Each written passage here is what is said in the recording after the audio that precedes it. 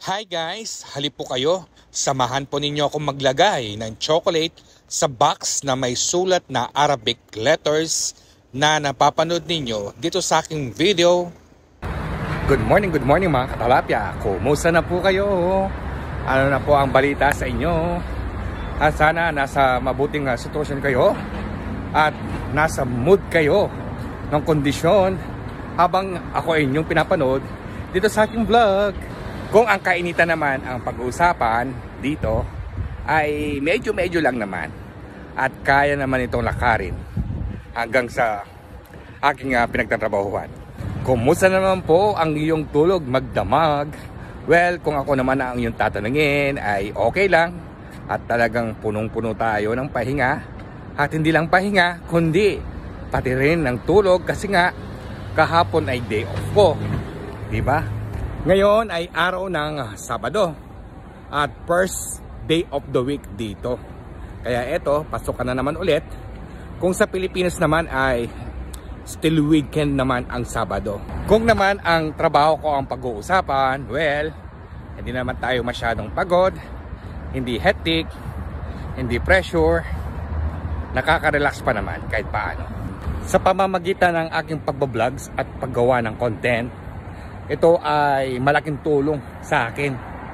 Hindi ko na nga ito nararamdaman mga araw, mga oras, mga minuto na dumadaan sa aking buhay dito sa abroad. Kaya nagpapasalamat ako sa sarili ko kahit paano napapag-aralan ko kung ano pa ang ibig sabihin ng pagbablog. Well guys, dito na mi at tayo ay magbubukas muna ng tindahan. So well guys, nandito na tayo at first of all, merong pinapautos ang ating amo kagabi na may gagawin akong box. At syempre, i-share natin din dito sa aking video para naman ay makita naman ninyo at mapanood ninyo kung paano ko yun ginawa. Bago muna ako magsisimula sa aking trabaho, ako ay magtitimpla muna ng mainit na tsaa. Hindi kasi ako masyadong nag-enjoy dun sa ininom kong kape kaninang umaga bago ako umalis ng bahay. Kaya minadali ko talaga yung aking pag-alis at papuntang trabaho. Kaya dito na lang ako magtitimpla ng mainit na inumin. Yes, eto na yung aking tinimpla na mainit na tsaa. Like tea lang ito. Hindi matapang. Eto ang pinapagawa sa akin na isang box na Arabic letters. Ngayon, meron tsokolate dito na Arabic din. Ayan na Arabic letter din. Kaya, dito ko daw ilalagay sa box na to. Saan nakukuha nila yung idea na to? Ayan. Lalagay ko daw dyan ang mayan. Sige, sabi ko na ang problema. Basic. Buti na lang may ganito kami. Ngayon, yung amo ko, hinati niya. Nagkaka-idea din At ito ilalagay natin. Ayan, para sabi ko, para hindi gagalaw yung mga chocolates, lagyan natin to ng double tape. Ayan, nalagyan ko na siya ng double tape. Diba? Dikit na siya. Ayan ito. At pinahabilin niya na ihaharap ko daw yung kanilang letra na nakaganyan. Letra daw. Yan. So ginanyan ko siya. Kaya matatagalan lang ito dahil di ako marunong magbasa ng Arabic Ayan, pagkaraan ng mga ilang minuto, eto na siya. Tapos ribonan ko lang siya. Hindi ko alam kung anong gusto niyang kulay ng ribbon dito.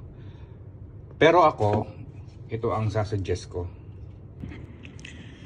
Mas maganda sana kung orange yung ribbon yung dito. Kaso wala kaming available. Kung ano lang tong available dito, yun lang ang pagtiyagahin na na gamitin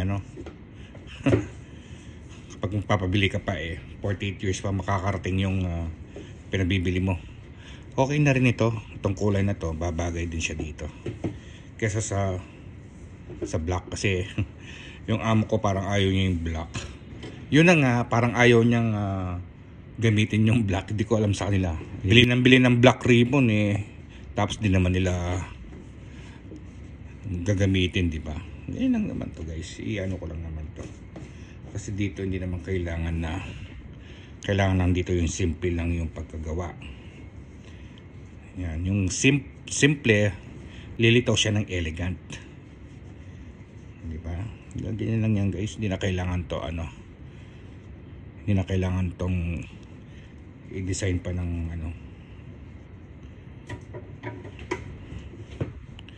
ayan lang guys, di ba? Well, ito tapos na. At least naibahagi ko sa inyo itong paggawa ng simpleng ribbon. Simple ribbon. At salamat guys, at least may natutunan tayo kahit papaano, no? Dito na po magtatapos ang aking vlog ko for today, at sana po ay kayo ay nasiyahan at nag-enjoy sa kapapanood nitong aking ginawang content. Thank you for watching. Ingat po kayo parati at enjoy lang. Bye! Simple ribbon.